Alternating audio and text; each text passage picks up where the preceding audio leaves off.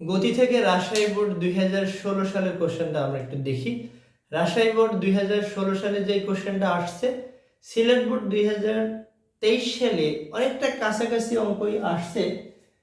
Just শেষের কোশ্চেনটা বলছে সেটা দুইটা সময়ের তুলনা করতে বলা আছে, আর এখানেও কিন্তু সময়ের বলছে যে একই হবে না ভিন্ন হবে, অনেকটাই কাছাকাছি।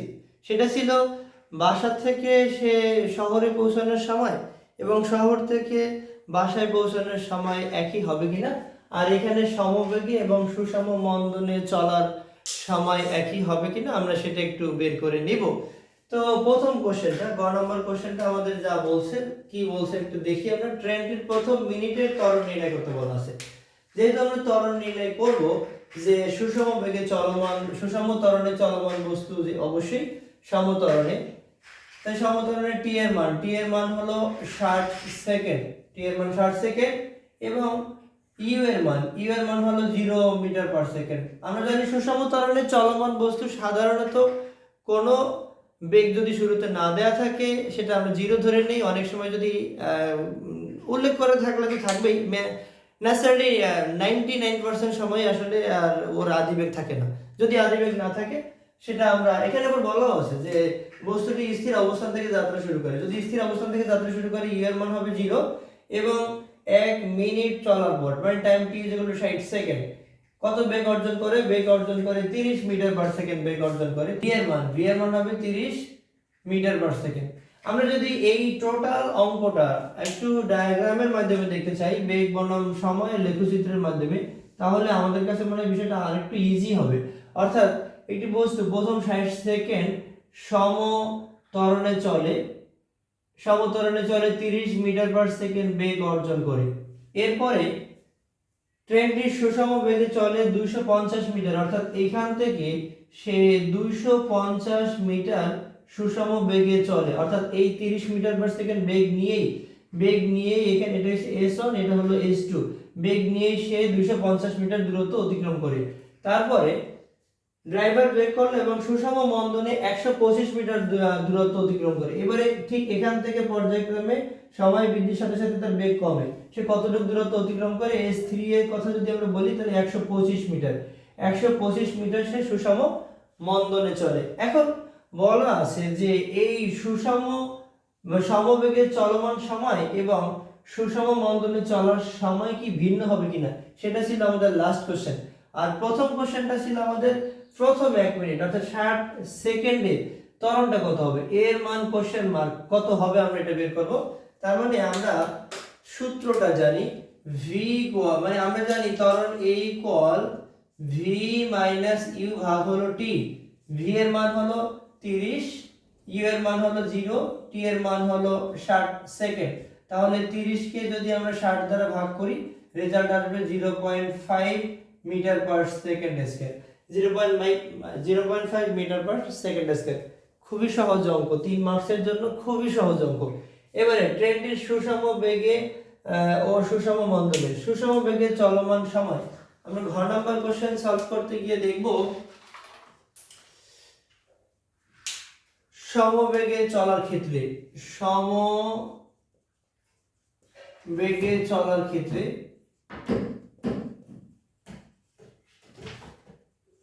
কি আছে? বেগ ভি আছে, ভি এর মান কত দেয়া আছে? ভি এর মান দেয়া আছে 30 meter per second, 30 meter per second, এবং সে কতটুকু সময় চলে সেটা আমরা দেখব। আর এবার কিন্তু এখানে এস এর মান দেয়া আছে, 250 মিটার, 250 মিটার পার সেকেন্ড হবে না, কিন্তু দূরত্বের মান হবে 250 মিটার, 250 মিটার। এবং আমরা এখান থেকে টি এর মানটা বের করব। আমরা এটাকে টি অন বলি, টি এর মান এটা কোশ্চেন মার্ক।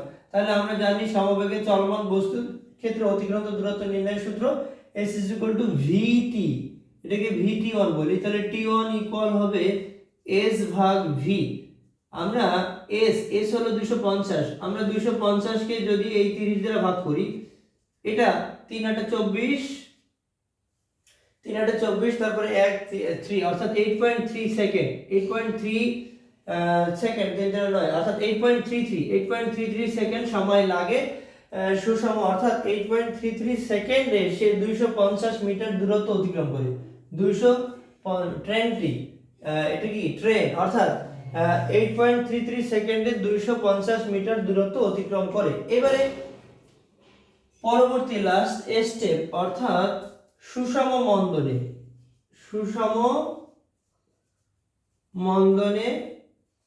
চলার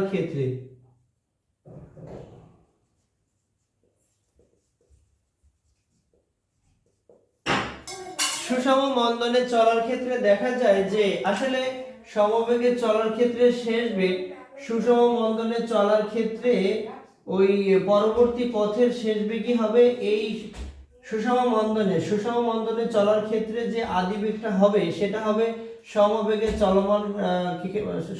চলমান বস্তুর ক্ষেত্রে শেষ বেগের সমান। অর্থাৎ এইখানে আসলে তার শেষ বেগ হবে কত? 30 মিটার পার সেকেন্ড। পরবর্তী 125 মিটার দূরত্ব যখন সে অতিক্রম করবে তখন তার এই 30ই হবে তার আদি বেগ। এবং যেহেতু ব্রেক করার পরে অ্যাটলিস্ট একটা সার্টেন টাইমে সে থেমে গেলে তার শেষ বেগ হবে 0। তার মানে সুষম মন্দনে চলার ক্ষেত্রে তার আদি বেগটা হবে ইউ এর মানটা হবে 30 মিটার পার সেকেন্ড এবং একটা নির্দিষ্ট টাইমে যদি থেমে যায় তাহলে ভি এর মান হবে ভি ইকুয়াল হবে 0 মিটার পার সেকেন্ড। ভি এর মান 0 মিটার পার সেকেন্ড।